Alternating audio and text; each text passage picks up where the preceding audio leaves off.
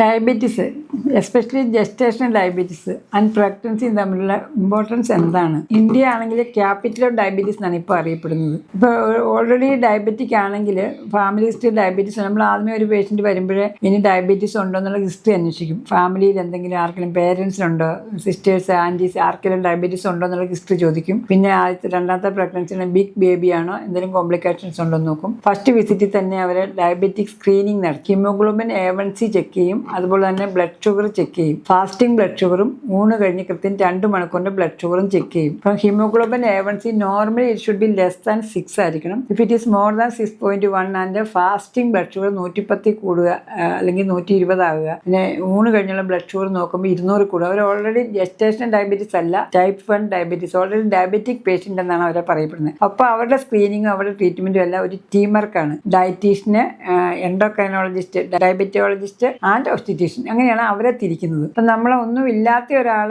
First വിസിറ്റിൽ തന്നെ നമ്മൾ ഇതിൻ്റെ ഇമ്പോർട്ടൻസ് എന്ന് ചോദിച്ചാൽ ഫാദർ ഡയബറ്റിക് ആണെങ്കിൽ 5% കുഞ്ഞുങ്ങൾക്ക് ഡയബറ്റീസിൽ ഉണ്ടാകാനുള്ള ചാൻസ് ഉണ്ട്. അതുപോലെ തന്നെ 25 ഡയബറ്റിക് ആയിട്ടുള്ള ഗർഭിണികളെ എടുക്കുകയാണെങ്കിൽ അതിൽ ഒരാൾ വെച്ച് ഡയബറ്റിക് ആകാനുള്ള ചാൻസ് ഉണ്ട്. അതുകൊണ്ടാണ് സ്ട്രിക്റ്റ് ഡയബറ്റിക് നമ്മൾ കൺട്രോൾ എന്ന് വെക്കണം എന്ന് പറയുന്നത്. ഇതിന് കോംപ്ലിക്കേഷൻസ് അമ്മയ്ക്കും ഉണ്ടാകാം, കുഞ്ഞിനും ഉണ്ടാകാം. ആദ്യത്തെ ദിവസം തന്നെ, ആദ്യത്തെ ഫസ്റ്റ് വിസിറ്റ് തന്നെ ജസ്റ്റേഷണൽ ഡയബറ്റീസ് കണ്ടുപിടിക്കുകയാണെങ്കിൽ നോർമൽ ആണെങ്കിൽ നമ്മൾ 12 ആഴ്ചയാകുമ്പോൾ വീണ്ടും നമ്മൾ ബ്ലഡ് ഷുഗർ നിൽക്കും. GCT അല്ലെങ്കിൽ GTT എന്ന് പറയും. 75 ഗ്രാം ഗ്ലൂക്കോസ് കൊടുത്തിട്ട് ഫാസ്റ്റിംഗ് 1 അവർ 2 അവർ നോക്കും. അല്ലെങ്കിൽ 100 ഗ്രാം ഗ്ലൂക്കോസ് കൊടുത്തിട്ട് ഫാസ്റ്റിംഗ് 1 അവർ 2 അവർ 3 അവർ നോക്കും. ഇതിൽ ഏതെങ്കിലും വാല്യൂ കൂടുതലാണെങ്കിൽ ഡോക്ടർ പറയും നിങ്ങൾക്ക് ജസ്റ്റേഷൻ ഡയബറ്റീസ് ഉണ്ട്, നിങ്ങൾ ഡയറ്റ് നോക്കണം, അതിൻ്റെ ട്രീറ്റ്മെൻറ്റ് തുടങ്ങണമെന്ന് പറയും. ട്രീറ്റ്മെൻറ്റ് എന്ന് പറയുന്നത് നമുക്ക് ആദ്യമേ നമ്മൾ പറയുന്ന ആദ്യത്തെ 2 വീക്സ് ഡയറ്റും എക്സസൈസും ആണ്. ഡയറ്റും എക്സസൈസും കൊണ്ട് പിന്നെ നമ്മൾ റീചെക്ക് ചെയ്യുമ്പോൾ ഇത് കുറഞ്ഞില്ലെങ്കിൽ ഹീമോഗ്ലോബിൻ A1C ഒരു പ്രാവശ്യം ചെക്ക് ചെയ്താൽ മതിയാവും. പിന്നെ ബ്ലഡ് ഷുഗർ ചെക്ക് ചെയ്തിട്ട് സ്ട്രിക്റ്റ് ആയിട്ട് നമ്മൾ മോണിറ്റർ ചെയ്തുകൊണ്ടിരിക്കണം ബ്ലഡ് ഷുഗർ. അത് നോക്കിയിട്ട് ബ്ലഡ് ഷുഗർ കൺട്രോൾ അല്ലെങ്കിൽ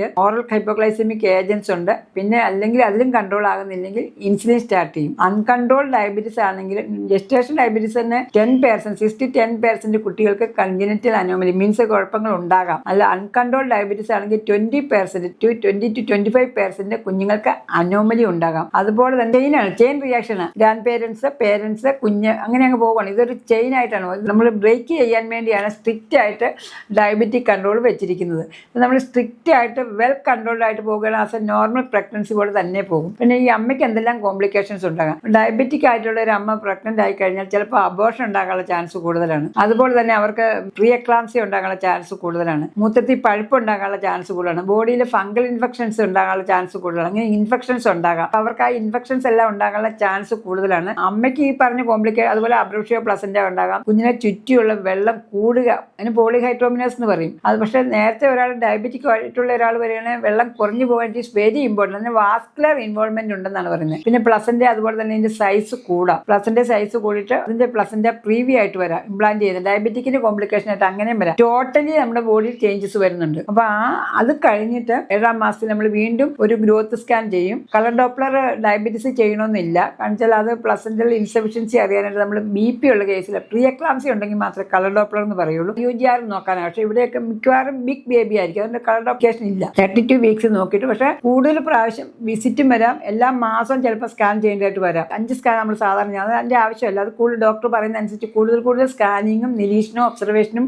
ബ്ലഡ് ചെക്കപ്പും വേണ്ടി വരാം. അത് കഴിഞ്ഞിട്ട് നമ്മൾ 30-34 വീക്സ് ആകുമ്പോൾ വെൽ കൺട്രോൾഡ് ആണെങ്കിൽ നമുക്ക് 38-39 വീക്സ് വരെ പോകാൻ പറ്റും. ഡയറ്റ്, എക്സസൈസ്, ടാബ്ലറ്റ്, ഇൻസുലിൻ കൊണ്ട്. പക്ഷേ അൺകൺട്രോൾഡ് ഡയബറ്റീസ് ആണ്. ഇതിന്റെ കോംപ്ലിക്കേഷൻ എന്ന് പറഞ്ഞാൽ അമ്മയിൽ ബ്ലഡ് ഷുഗർ കൂടുന്നതുകൊണ്ട് കുഞ്ഞത് മുഴുവൻ വലിച്ചെടുത്തിട്ട് കുഞ്ഞിന് ബ്ലഡ് ഷുഗർ കൂടാം, കുറയാം. കുഞ്ഞിന്റെ ഓർഗൻസ് ബോഡി ആസച്ച് വെയിറ്റ് കൂടുന്ന എല്ലാം ഡെവലപ്പ് ചെയ്യാം. അപ്പം സഡൻ ആയിട്ട് കുഞ്ഞിന്റെ അനക്കം കുറയാനുള്ള ചാൻസ് ഉണ്ട്. വയറ്റിൽ കിടന്ന് കൊച്ചിന്റെ അനക്കം പോയിട്ട് സ്റ്റിൽ ബർത്ത് എന്ന് പറയും. അല്ലെങ്കിൽ കുഞ്ഞകത്ത് കിടന്ന് IUD എന്ന് പറയും, ഇൻട്രയൂട്ടൈൻ ഡെത്ത് എന്ന് പറയും. അങ്ങനെ ഉണ്ടാകാനുള്ള ചാൻസ് കൂടുതൽ പ്രാവശ്യം ഒബ്സർവ്. വെൽ കൺട്രോൾഡ് ആണെങ്കിൽ നമ്മൾ 38-39 വീക്സ് വരെ പോകാം. വെൽ കൺട്രോൾഡ് അല്ലെങ്കിൽ ഡിപ്പെൻഡിങ് ഓൺ ദ കണ്ടീഷൻ 36-37 വീക്സിൽ ആ ഡോക്ടർമാർ പറയുന്ന പോലെ തന്നെ നമ്മൾ കുഞ്ഞിനെ പുറത്തെടുക്കേണ്ടതായിട്ട് വരാം. അപ്പം ഡെലിവറിക്ക് നോർമൽ ഡെലിവറിക്ക് വെക്കാൻ പറ്റും വെൽ കൺട്രോൾ ഡയബറ്റീസ്. വെച്ച് കഴിഞ്ഞാലത്തെ പ്രോബ്ലം എന്താണെന്ന് വെച്ചാൽ വെച്ചാൽ നമ്മൾ ഈ കുഞ്ഞിന്റെ സൈസ് കൂടുതൽ ലേബർ ചിലപ്പം പ്രൊലോങ്ങഡ് ലേബർ ആകാം. കുഞ്ഞ് ചിലപ്പോൾ ഇങ്ങനെ തിരിഞ്ഞ് വരണമെന്നില്ല, ഒബ്സ്ട്രക്റ്റഡ് ലേബർ ആയിട്ട് വരാം, അല്ലെ ഓക്സിപിറ്റർ പോസ്റ്റേഡ്. അതെല്ലാം കുഞ്ഞിന്റെ സൈസ് ഓർഗൻ ഷോൾഡറൊക്കെ ഭയങ്കര വലുതായതുകൊണ്ട് ഇങ്ങനെ ഹെഡിങ് വന്നാലും ഷോൾഡർ വരണമെന്നില്ല. അപ്പം ഷോൾഡറിന് പ്രോബ്ലം വരാം, ഷോൾഡർ ഡിസ്റ്റോഷ്യ എന്ന് പറയും. അതുപോലെ നെർവൊക്കെ ഇങ്ങനെ വീക്കിട്ട് കൈയൊക്കെ ഇങ്ങനെ തിരിഞ്ഞു പോകാനുള്ള ചാൻസ് കൂടുതലുണ്ട്. അതുപോലെ പെരിനിയത്തിലാണെങ്കിൽ എപ്പിസോട്ടമിയൊക്കെ ടയർ കൂടുതലുണ്ട്. ഇൻസ്ട്രുമെന്റൽ ഡെലിവറി കൂടുതൽ വരാം.